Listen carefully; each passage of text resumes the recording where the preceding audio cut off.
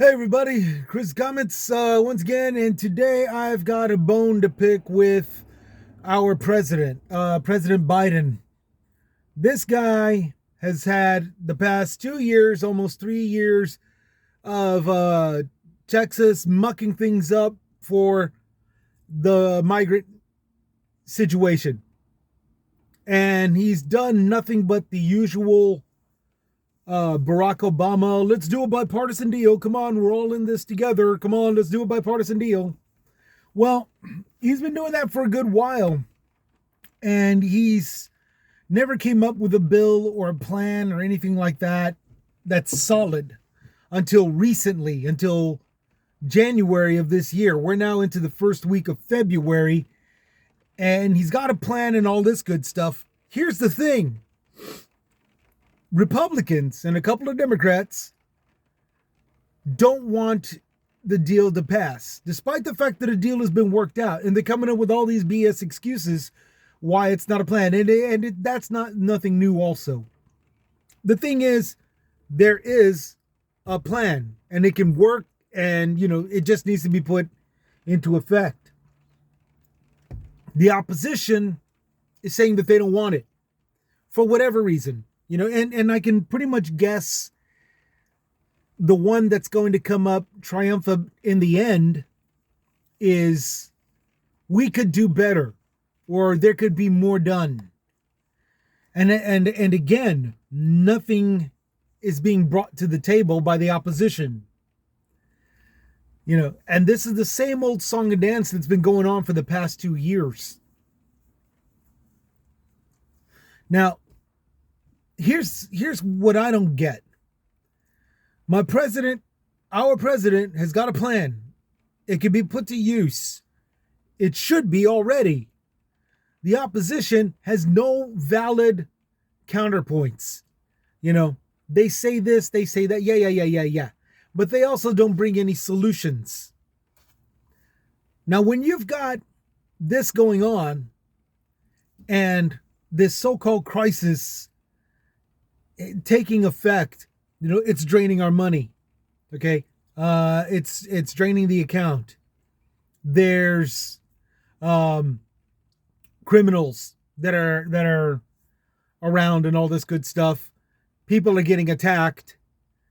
There's crime being done because of the lack of support. There's people starving. There's people freezing. There's people who are suffering medically, and then there's violence amongst the migrants themselves, and again, to some of us Americans, they're all being bussed, trained, and flown inappropriately by non-procedure style, and it's all being done by the governors. Political figures. Okay, when you got all of that going on, the president should declare an emergency of some sort. And why not? My Texas state governor has been declaring emergencies left and right. Disaster plans and such.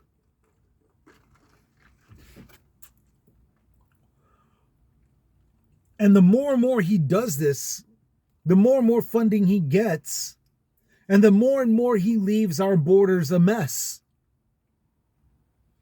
And he inflicts a lot of hard times on the sanctuary cities that are supposed to be orderly and conductively organized in receiving the migrants and taking care of them. So when you've got that kind of stuff going on, why isn't Biden pulling strings of his own, declaring a national emergency? Trump did back when COVID was around, and he didn't know anything about it. He thought all you needed was to inject bleach into your system. It was stupid. But he took total advantage of it and did the thing, and we all kept on going as we normally did and everything until Biden came up with his Okay, everybody shut down the country for a little while and get those vaccines passed around, which, through herd immunity wound up benefiting us to the point to where the people who didn't believe in it still don't. Now, when you got haters like this guy, screw them, you know? And technically that's what Biden did. He just said, screw this. I'm taking over and I'm doing this and I'm doing that. And he did. And now COVID-19 isn't so much a problem as it is the occasional mutation of that virus, that's going on. So, no, my honest opinion is that, I know I've said this, Biden needs to grow some balls and he needs to step up and all this, and I still mean that. But if he's trying to do this to where he's politically, legally taking care of things, what I've noticed is that he's doing it through bipartisanship, a technique that only works when it works. If it doesn't, you got to think of a different way of doing things. In which case, taking control of the situation would really help. Biden could send troops here, and he could send federal employees, particularly in the data collection, to round up and process migrants who are surrendering as soon as they cross the border. They're not even invading. And you go to JRL Investigates. You go to Media Magic Entertainment. You go to all of those fools that are filming the chaos at the border, quote unquote. And yet all they're filming are people that are crossing the border and surrendering themselves in order to receive some kind of medical help or whatever. You're not seeing any gunfights. You're not seeing any stabbings. You're not seeing any artillery. You're not seeing any RPGs. You're not seeing bazookas. You're not seeing, machine guns.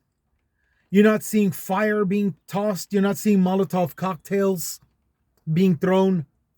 Nothing like that is going on. Nothing. They're crossing the border and surrendering. They're crossing the border and cooperating and sitting down cross-legged, Indian style, whatever, or sitting down and getting down on knees and squatting or whatever. They're getting in lines. There's no invasion. Which leads to another irresponsible act of political action on my Texas governor's part. He's calling it an invasion. He's saying it's an invasion. We're being overwhelmed by the invasion. Those are his words. Those are false claims. And, they're not appropriate. The political figure here is not being appropriate. He's going within the guidelines of a political leader. But he's doing it so inappropriately that it could be criminal. It could be considered criminal just off of the danger that he's performing on life itself, individuals as well as in groups, to migrants and Americans. We already got guys attacking law enforcement in New York. Okay, Abbott put him there. He said it's Biden's fault for opening the borders. True, but it's Abbott's fault for putting those criminals in New York. That's his doing. He's saying Biden's not doing his job. It doesn't matter. We see the job that Abbott is doing, and it's criminally mischief. It's criminal mischief. It's life endangerment. And it's just plain wrong. So what's the deal, Pickle? What's the deal, Pickle? That's the way you say it. What's our President Biden worried about? He should move in. He should move in by way of this. A political leader of the United States of America that is governor of an entire state, the second biggest state to top it all off, is inappropriately dispatching criminals. And even if they weren't criminal when they crossed the border, they turned criminal once they got bust inappropriately. Come on, people. Spread the word out there. This is BS. I personally have been tired of looking at this BS as far back as 2021. So, that's it right there. That's all I got to say. Here locally in San Antonio, a sheriff named Sheriff Salazar put an investigation on Ron DeSantis's transporting by airplane. He was the one that kickstarted it all. Migrants to sanctuary cities inappropriately also, because none of them were transported with their identification. None of them were transported with medical records. None of them were transported with processed papers. Okay. And they were all unannounced, just like Governor Greg Abbott did when he was busing them. You know, Sheriff Salazar had every reason to investigate the criminal act that was performed by somebody out of state in our city, here in this state. He had every opportunity, every reason to do so. And now it's coming up through some group called the WREN Group, which is kind of stupid because it's WREN. So it should be WREN Group. And all they're doing is just exploiting him and his investigations. And that's also being done inappropriately. It's got two other politicians, Representative and Senator Gonzalez's, no relation, I don't think, Pete Gonzalez. And I forgot the other guy, Ray Gonzalez. But neither one, Ray Gonzalez or Pete Gonzalez, I don't think they're related, but neither one of them have any reason to be judgmental towards the sheriff, but they are. They're saying, oh, these criminal investigations and all that. Here's the thing about that. What these two politicians are doing is joining a club or a group that's calling themselves the WREN Group. They're calling themselves the WREN Group when they're WREN Group. Which is basically no different than a politician following the Proud Boys or a church like Westboro. Okay? Organizations, should not have any kind of political influence, despite the fact that we've seen through NRA and other organizations that they do. And that politicians bowing down to them is wrong. So we've got a serious election coming up, and to be looking at these two volunteer puppets to a group that calls themselves when it should be WREN.